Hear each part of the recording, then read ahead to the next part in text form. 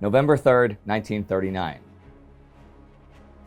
You've been at war for 2 months, but you haven't fought. Sure, the odd skirmish, naval encounter, or aerial dogfight, but no big battles, either offensive or defensive. For many of the British and French, this was no longer a real war. It was a phony war.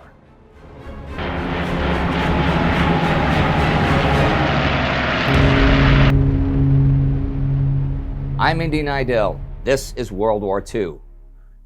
Last week, decrees went out in German-controlled Poland not only for conscripted labor, but guidelines for general behavior.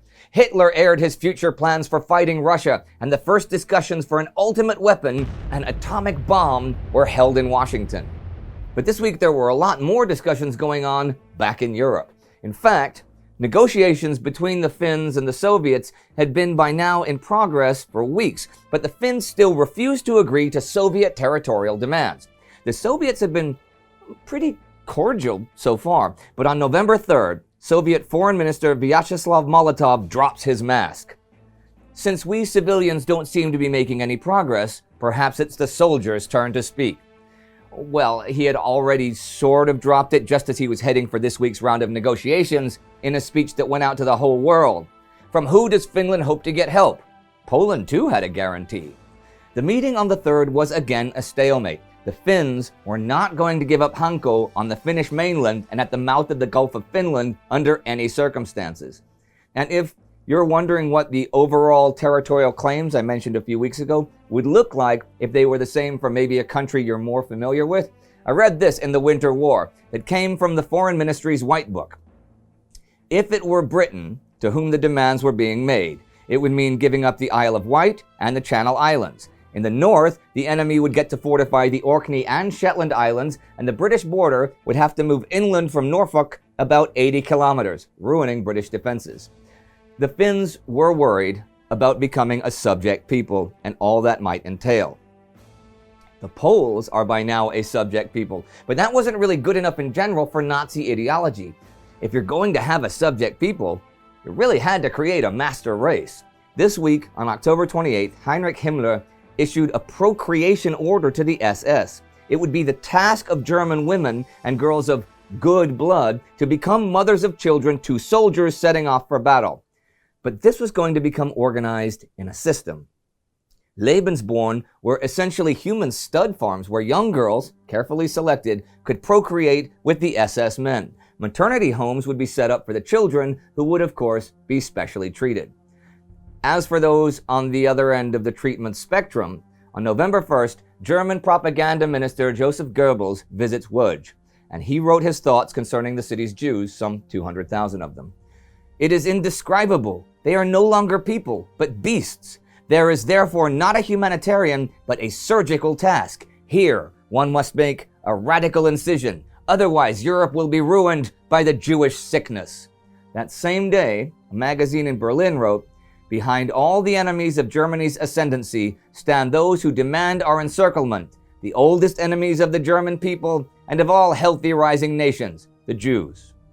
Yep, behind all their enemies. But it wasn't just Jews, as we've seen, that are subject to terror in Poland.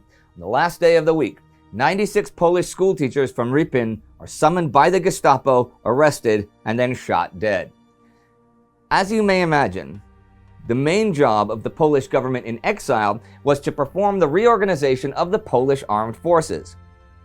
The Navy was fairly easy to do, partly because there weren't that many ships, but since they were only going to work with the British, negotiations were relatively simple. The ships would be operationally under command of the British Admiralty, but internally they would remain Polish with Polish crews. Things like supplies and repairs and even salaries were paid by the British as a loan to the Polish government for however long the war lasted.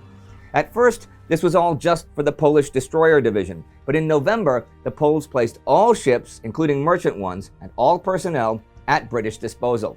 And since Britain could really use some extra ships, the Poles had work to do right away. Already in October, the destroyers were sent to patrol the western coast of Ireland. The British government is worried that the IRA might allow German subs to resupply there, but going there themselves would violate Irish neutrality, which might have big repercussions with the Americans and their large Irish community. So they send the Poles to do it. rebuilding the army and the air force will take much more time. But Poland's allies have armies and air forces, and they aren't doing much at all. The phony war, or the Boer War, is really a thing by now. This was war without war. Britain and France were at war with Germany, but other than a few skirmishes the French had had in early September, there was no fighting. Poland had fallen, so the fight their governments had committed them to left many French and British feeling that this was futile. What was now the point in being at war?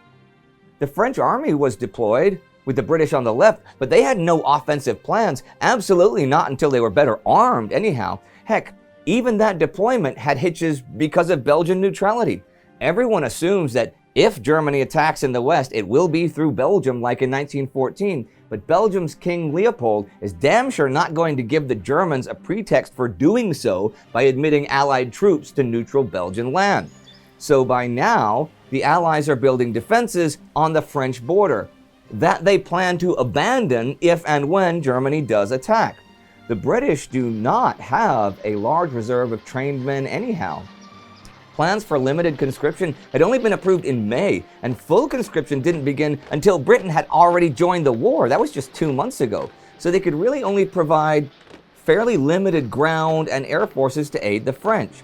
France had begun to prepare for war before the British, but they were still awaiting delivery of loads of tanks and aircraft, so at this point, even had they had the will to do so, the two couldn't really have taken on the Wehrmacht or run a big aerial campaign against Germany. And that's if they had wanted to. Thing is, a lot of their leaders are convinced that they have time on their side. The British want to blockade Germany by sea as they had in the First World War. But that took several years to be effected. Maurice Gamelin, the commander-in-chief of the French armed forces, talks about having a big offensive in 1941 or even 1942. Some people in government think that Hitler and the Nazis will be overthrown by more sensible Germans. And they have other worries at home besides just the Germans. The French have a paranoia about the communists who could be Stalinist tools. Last month, 35 communist members of parliament were actually detained in the interest of French national security. But France wasn't even at war with the Soviet Union. Still, now in November and over the coming winter months, thousands of communist activists will also be interned. But it is the inactivity that really preys on public sentiment.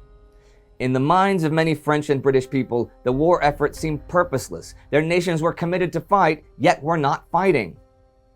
But where would that fight be? If you think the French are itching for a rematch of 1914 on their own territory, you can think again.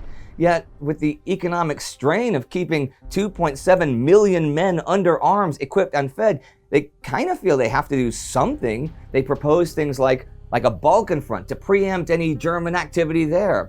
But the British nixed that because that might make the Italians join the Germans. And being so passive is just wearing on the men's morale. I found a quote from British Corps Commander Alan Brooke when watching a French army parade in November 1939 in Max Hastings' All Hell Let Loose. Seldom have I seen anything more slovenly. Men unshaven, horses ungroomed, complete lack of pride in themselves or their units. What shook me most, however, was the look in the men's faces. Disgruntled and insubordinate looks. I could not help wondering whether the French are still a firm enough nation to again take their part in seeing this war through. And with that, I will end this week of the war. Perhaps a phony war. The Finns still refusing the Soviets, but the Soviets losing patience. The Germans actively beginning a procreation program. A dehumanizing one, but one that ideally produces a desired type of human. The British and the French bored because they were at war, but there was no war. Now I can imagine sitting around your defenses week after week as autumn rains grow colder and colder, and you miss your homes, your families, you miss your friends. I can imagine that you may long for some action to break the monotony. But be careful what you wish for. You may get it. If you want to understand more about how the Nazi thinking about race and procreation was influenced by pseudoscience from the 19th century, have a look at our dictionary episode about Ottmar von Verschuer, a Nazi doctor and scientist. It is right here. And please support our war effort by joining the Time Ghost Army on Patreon. See you next time.